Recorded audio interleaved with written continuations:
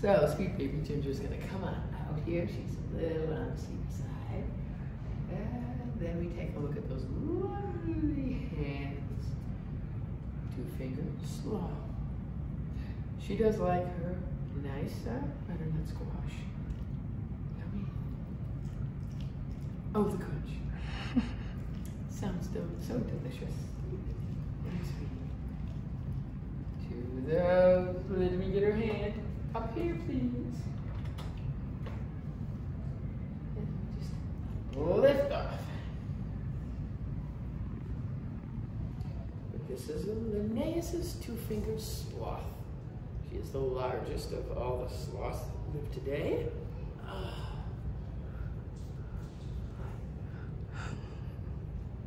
Always has to look and then hug.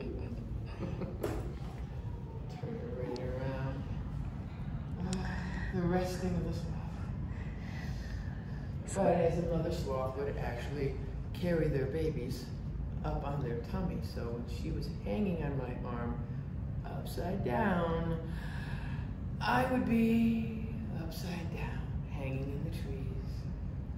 But as a grown-up here, I like this hairstyle she has. You see what happens, the hair grows from the belly toward the back, allowing the water to drip right off. So as a tree animal, she needs the style to be just right. She lives in the trees, but she lives where it is actually kind of wet, a little rainy, rainforest of South America. They eat a wide variety of leaves in the trees. They have a lot of different types of foods, different species of trees. Here we have zucchini. Oh yeah, it doesn't grow in trees. But she still eats a wide variety of different trees, so really with people raising them, they do eat all the things.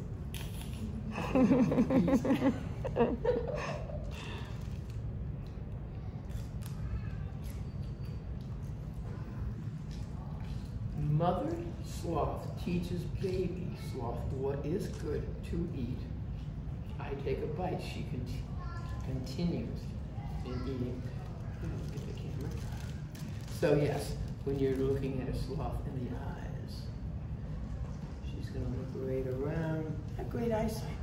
The nose knows. And then her hand pulls me closer to be able to pull the tree leaves closer to eat. She lives on a harder, stronger tree branch and then eats the leaves that are sometimes more tender on other branches too. Yes, more hungry. So you have this hairstyle, great color. As a baby, they're only a little over 1.5 pounds or so. Dark color, short hair. And when they grow up, they actually will have a changing hair color. It goes for a nice tan color, camouflage, great coloration. In the wild, they'll even grow algae, this small plant growing on their hair, turning them a little green, kind of like your fish tanks. Yes, but then the moth that lives in their hair will actually eat the algae, fertilize the algae too. But when the sloth has to go to the bathroom once a week, they will actually, they're going to go to the bathroom at the bottom of the tree. So down they go, taking a while to get down there. Safety, there are animals down there too that she may want to stay away from. But she goes down and goes to the bathroom. The sloth moth jumps off and lays their eggs in her droppings. So when they do that, they will lay the eggs there where the eggs will develop and eat her droppings on the ground. So you have a neat relationship between the plants and the animals, fertilizing the tree with her droppings, but then the caterpillars that consume the droppings will actually have a nice way of breaking it down even further so the tree can really utilize it. This food we're putting in her tummy right now will spend about 30 days in her digestive system. Her tummy Yeah, it has 4 parts, a 4-chambered stomach, so it's digesting and slowly extracting as much as possible as it goes through her system before it goes out. And then the whole relationship with the moth is important with that, for the tree that she's taken from. So she gives back to the tree that she's taken from. Interesting way of the relationship there. So she's only about a 7-year-old, but they can live longer. They usually live into their 30s, maybe up to the 50s. More. Where did Ginger come from? Did you guys get her from the wild, or was she bred? They're bred in captivity, yes. So we're in the groups of other biologists, others like that, of zoos and stuff, that, yes, we're on a waiting list. And so, you know, each one wants somebody, and literally I'd like to get a male that is not genetically the same family lineage, so we can potentially breed her too. That's really the ultimate goal. They're not on the endangered species list yet, but they're just the least concerned. Some of the animals are not as concerned, but they do depend upon the trees. So without a tree, they're not going to be, you know, survivors. And this is one that is not as threatened because they have a diversity in their diets, so much more than what you would have, say, some of the 3-fingered sloth. Again, fingers, 2. There's only 2 kinds of sloths that have the 2 fingers.